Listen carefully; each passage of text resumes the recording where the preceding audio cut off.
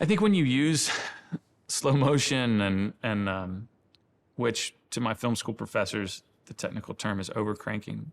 You know, when you use freeze frames, when you use anything like this, I mean, it's a big stylistic choice. And from the very beginning of my career, I always kind of eschewed style. It was like, nope, story first. Story, story, story. I don't want to get in the way as a director. I don't want to show my fingerprints. I really want the story to come through first. However, there are certain times where if you can use it and it doesn't stick out, then you've really achieved something. There are, off the top of my head, 3 slow motion shots in the film. The push in on Benny at the pool table is overcranked.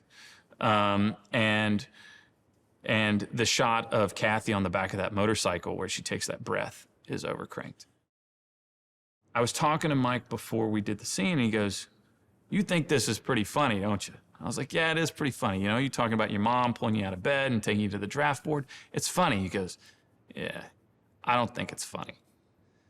And you know, you don't argue with Mike. You're just kind of like, all right, let's see where this goes. And I can say that scene is vastly more complex because of the way that Mike Shannon delivered that monologue.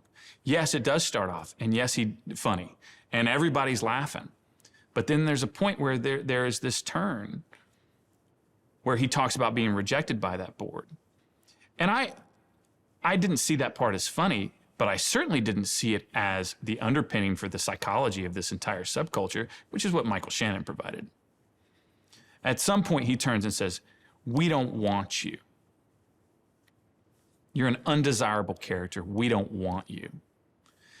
And then, because you have these amazing other actors listening, you've got Damon Harriman dropping his eyes.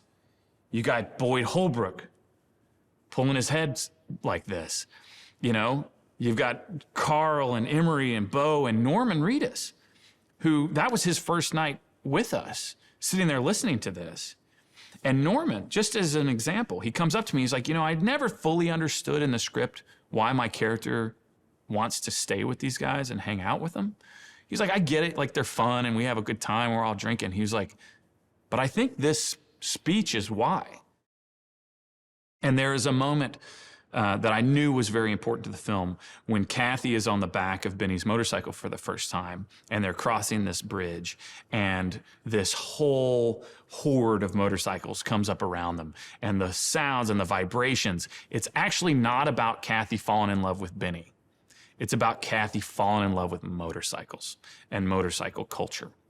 And yes, we have the benefit of her voiceover, but it's something you gotta feel.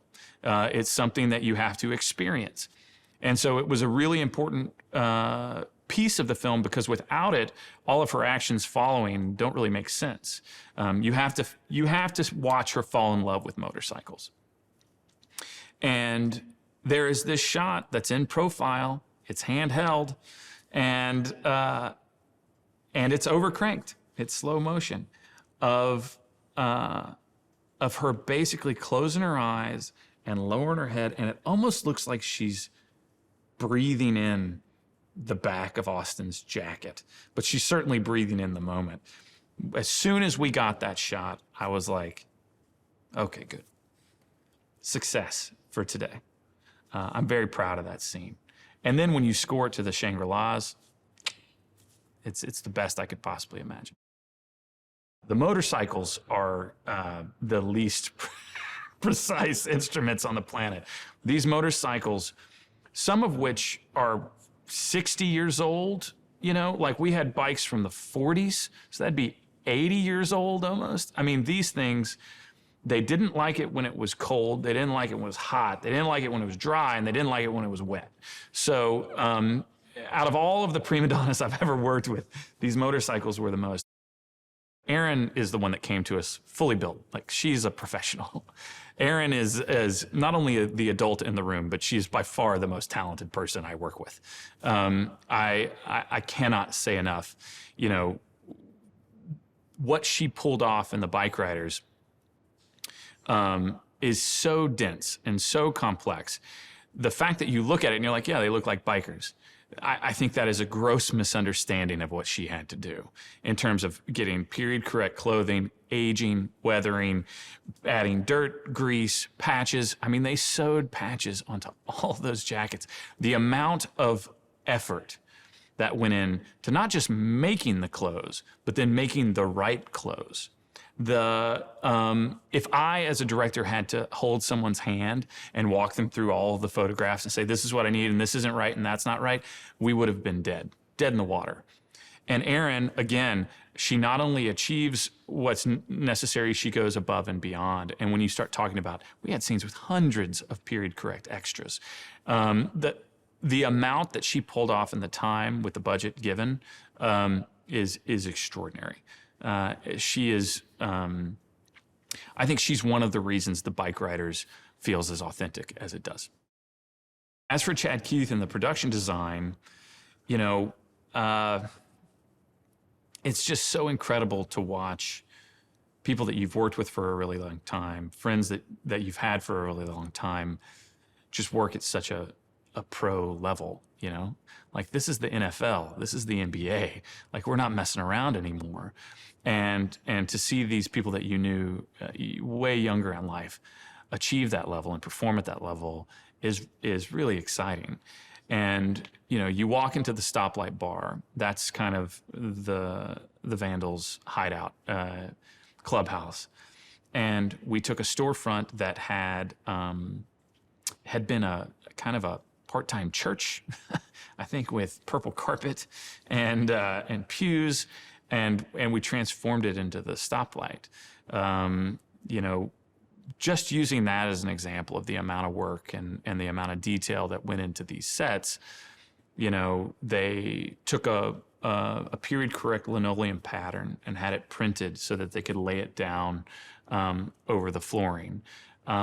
We took numerous examples of glass block and built an entire glass block wall because of one photograph that Danny had given us of the original Stoplight. The Bikeriders follows the development of a Midwest motorcycle club from the late 50s, where it was a regional club just made up of friends, through the course of the 60s into the early 70s, where it grows into a proper biker gang, kind of ending up kind of destroying the original intention for a lot of the members. And the whole thing is viewed through the eyes of Kathy, who's married to one of the Bikeriders. And really, the central conflict for the characters in the Bikeriders is a love triangle between Kathy, her young husband, Benny, and Johnny, the leader of the club. Both Kathy and Johnny are fighting over Benny. Johnny wants Benny to run the club. Kathy wants Benny to stay alive and possibly be out of it. My producing partner, Brian Cavanaugh-Jones, turned me on to an Australian film with Ben Mendelsohn in it called Baby Teeth. I'd never seen it before. Honestly, it's the last film I can remember that made me cry. I highly recommend it to anybody looking for a good movie to watch tonight. But in that film, Toby Wallace plays a young drug addict, and he just pops off the screen. And he's very much like that in real life. He's got an energy to him that I really haven't seen in a lot of people. I think Toby's going to be a movie star, hands down. And what he did for us was he added this very honest, sincere danger to the film. Because it's not just danger from the violence this character is specifically going to inflict. It's the danger that he represents of the entire movement through the 60s of who these guys could become. I mean, if you look into Danny Lyon, at the age of 19, he became the staff photographer of SNCC, the Southern Nonviolent Coordinating Committee. So at the age of 19 in Atlanta, he was roommates with John Lewis and took some of the most iconic civil rights photographs you've ever seen before he even did the Bikeriders. That's when he went to Chicago, and then he started riding with this club and photographing them, not to mention all the work he's done since. The guy's prolific, and the guy is a serious legend for American photography. And so for me to show up and say, hey, I really love your book, I want to do something with it, he was very gracious to me, and he's been gracious to me through the entire process.